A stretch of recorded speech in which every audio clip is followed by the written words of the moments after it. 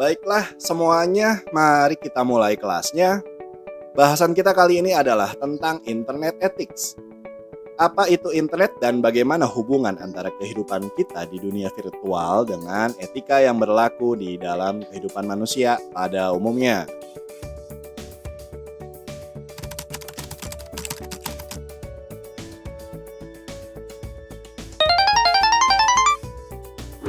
Ada banyak sekali pengertian tentang internet yang dikemukakan oleh para pakar. Kata internet itu sendiri sudah diserap ke dalam bahasa Indonesia. Menurut Kamus Besar Bahasa Indonesia, internet adalah jaringan komunikasi elektronik yang menghubungkan jaringan komputer dan fasilitas komputer yang terorganisasi di seluruh dunia melalui telepon atau satelit. Jadi setiap kali perangkat kita terhubung dengan jaringan internet, perangkat yang kita punya ini terhubung dengan komputer lain di tempat lain. Gak peduli kamu pakai wifi di rumah atau di sekolah atau kamu pakai koneksi dengan paket data. Intinya, ketika kamu terhubung dengan internet dan status kamu online, kondisi dari handphone kamu sedang terhubung dengan komputer lain. Paham ya?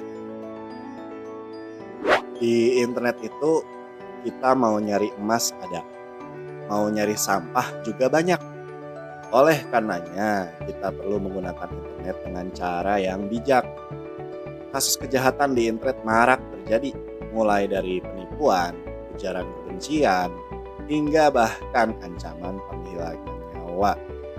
Makanya sebagai pengguna internet, kita perlu yang namanya memahami etika dalam internet. Pengertian internet udah, sekarang kita lanjut bahas etika.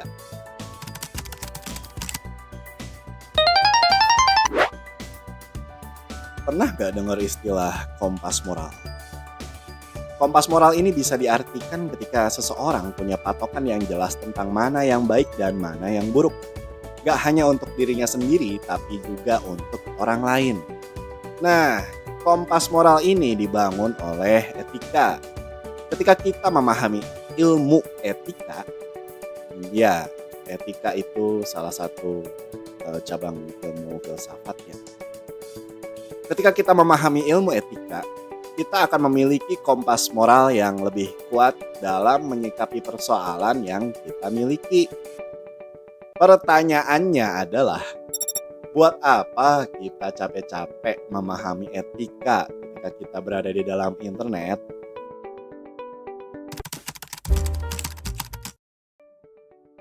Demi memahami etika tentang internet, seorang penulis bernama Virginia Shea menulis buku berjudul Netiquette. Netiquette ini berisi tentang etika yang berlaku dan harus kita pahami sebagai cara berinteraksi yang aman di internet. Setidaknya ada 10 aturan mendasar yang perlu kita pahami mengenai etika dalam berinternet. Yang pertama, jadilah orang yang baik dan sopan. Ingatlah bahwa orang yang kita temui di internet adalah manusia yang punya perasaan, kayak kita juga. Yang kedua, standar etika komunikasi di internet itu sama dengan etika komunikasi di dunia nyata.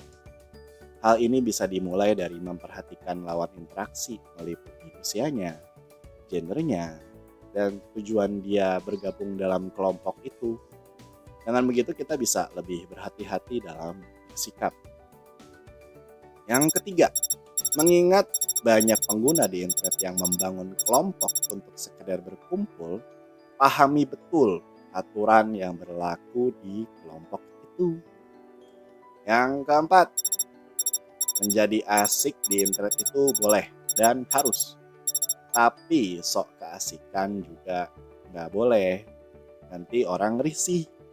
Yang kelima, pahami betul, pikirkan berkali-kali tentang apa yang mau kita sampaikan di internet. Terlebih ketika kita ingin menyatakan sesuatu dan menyikapi informasi yang kita dapatkan. Apalagi kalau informasi itu sifatnya sensitif. Yang keenam, ini sering berlaku dalam website-website berbasis forum di internet. Dalam website forum biasanya orang-orang akan saling berusaha menemukan orang lain yang punya masalah yang sama. Dan mereka memohon bantuan di dalam forum itu. Jadi oleh karenanya bantu tuh orang-orang yang membutuhkan bantuan kita ketika sedang menemukan kesulitan di forum itu. Yang ketujuh, jangan pernah menyatakan apapun ketika kamu sedang dalam kondisi marah. Di sisi lain, kamu marah-marah di internet itu nggak ada gunanya.